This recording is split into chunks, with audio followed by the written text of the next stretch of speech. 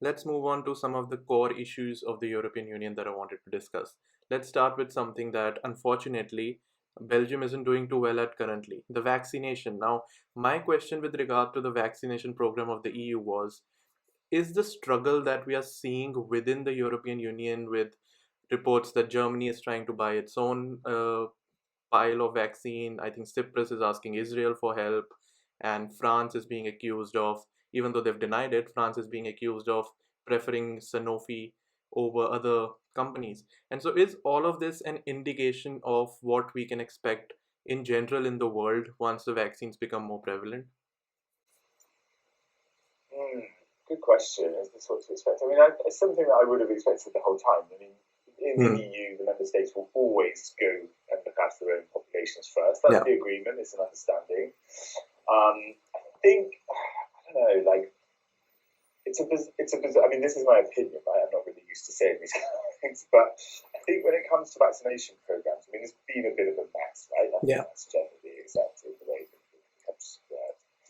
But it's down to the national health systems to administer it. There was a hearing in the European Parliament yesterday with a woman called Sandra Gallini, I think her name was. She was the European Commission official in charge of the vaccination purchasing program. And she said, and I think I agree with her, it's not the vaccine that gets everyone out of the mess. It's the vaccinations. So they need to do it. And the EU has bought plenty of them, and they've sent them to all the member states, and the member states have been slow. Now, going out and purchasing them themselves, I mean, that the Cypriots doing that with Israel. They're a small country. The thing is with them is they're a small island nation, so if they can get their population vaccinated pretty quickly, they can reopen as long as their borders stay controlled. So I understand why they would want to go as quickly as possible. And Israel, especially with the tourist season approaching soon again. Right.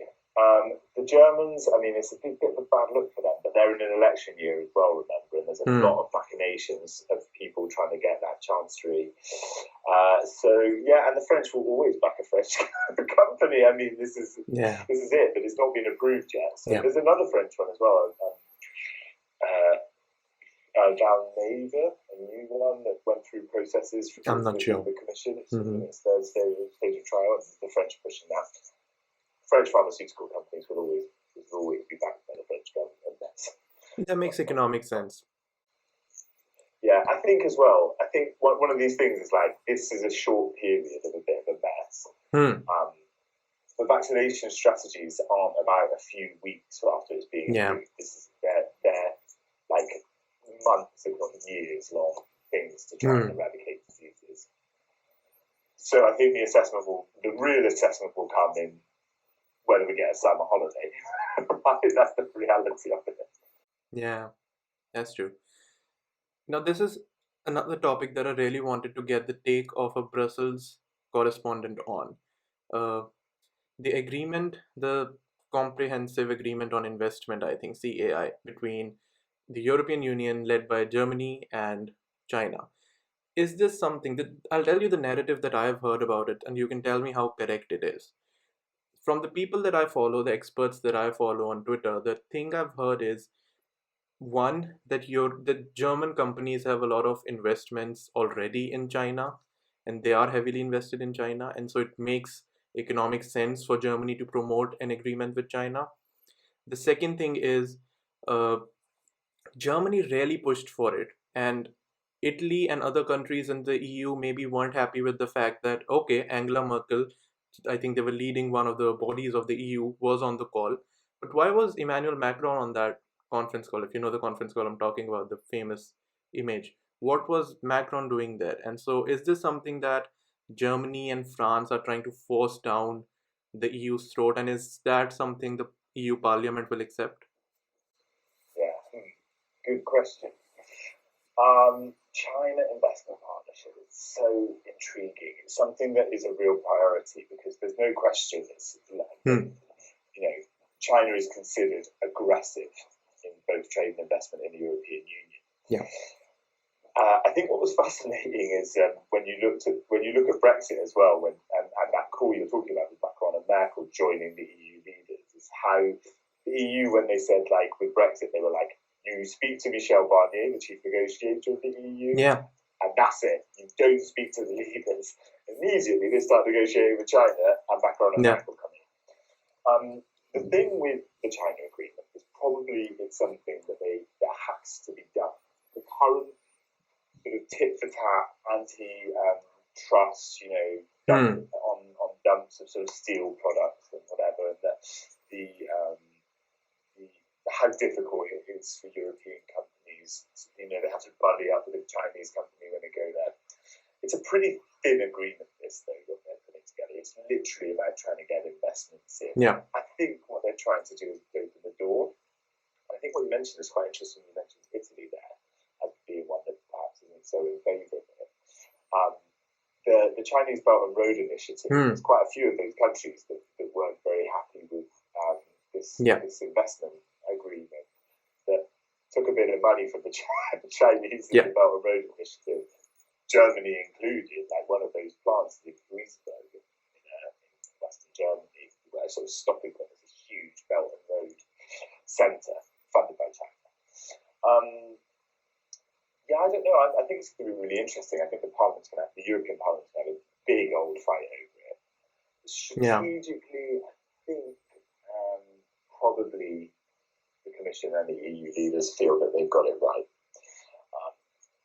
We'll have to wait and see. I think it's really one of the things when you're talking about strategic sort of geopolitical issues like this is how well those agreements are held and how they function in practice as well. At the moment, it's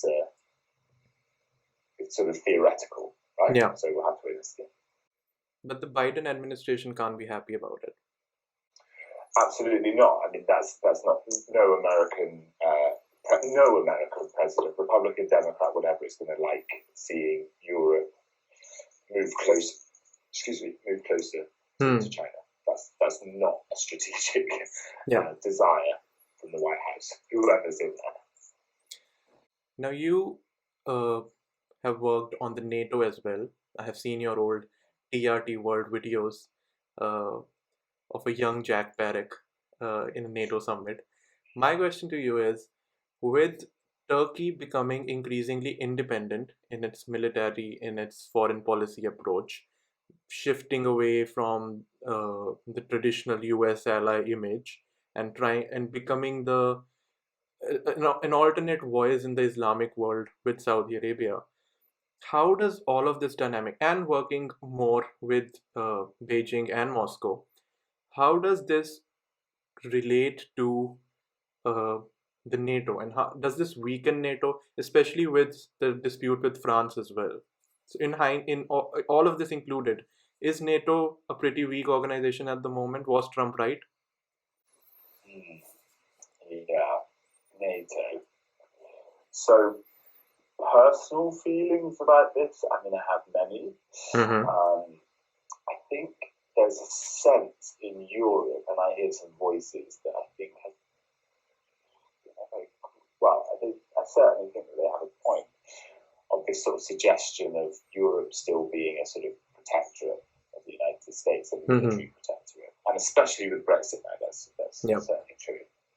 There's a lot of people thinking that the German army should be properly funded. It's Germany, and the Germans are not Nazis anymore. They are a country that probably should have a properly funded military. Turkey, it's really difficult, especially when you look at everything going on in the Eastern Mediterranean with Greece and Cyprus. Greece being obviously a NATO member as well. They're two NATO members basically at loggerheads in the sea, and then Turkey's buying all these missile systems from Russia, and that is not really very. It's not in the spirit of NATO, shall we say? But what's interesting is that other countries still want to join. So you've seen Montenegro join recently, or Macedonia.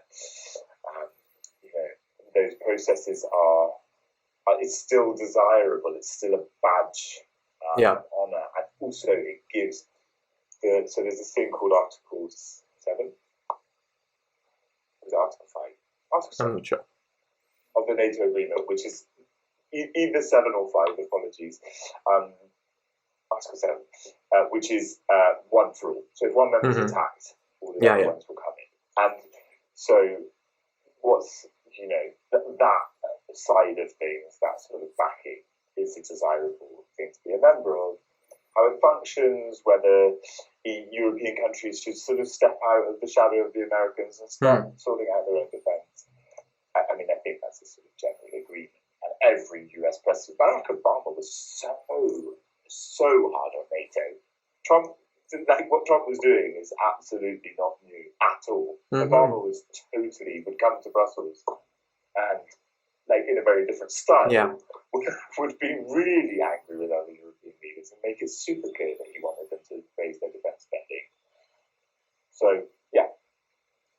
I'm too young to remember the days of Obama's diplomacy. Are you really? I'm only 21. Oh, lucky you. Nice. He was a very different president. I wonder what this Biden administration is going to be like. It'll be interesting. I'll just slide a quick side question based on what you said. Does entry into the European Union, this is a thought off the top of my head, does entry into NATO or the European Union start or ease the process of entry into the other? No, they're not linked at all, but most countries do it at this stage. Not officially, but diplomatically. So a lot of countries will go into NATO and then try and join it. NATO is an easier thing because it's just on defence, right? So you saw it with Montenegro. They're probably one of the closest to get EU membership. But I mean, Macron wants a whole overhaul to accession into the European Union, and it's really, really quite an arduous process, especially for these countries. If Norway wanted to join, or Switzerland, whatever, they'd be able to do it really quickly because they're very democratic, have a lot of transparency, whatever. Arguably, ostensibly have a lot of transparency. Whereas these countries that really want to join, like Albania, Serbia, this sort of log-ahead process, whatever, they have really complicated systems and histories and cultural issues preventing them. So NATO is much easier. But also, again, you'll never see the Serbs join NATO, right? So they're not linked, but certainly, I think, countries, especially in the Western Balkans, that are looking that have changed from, former Yugoslav countries now wanting to be in the EU and NATO. Often NATO is first and then they try and get into the EU. Makes sense. The day, if I'm making this historical joke correctly, the day that Serbia joins NATO, Tsar Nicholas will turn in his grave. Right, exactly. There's a chance.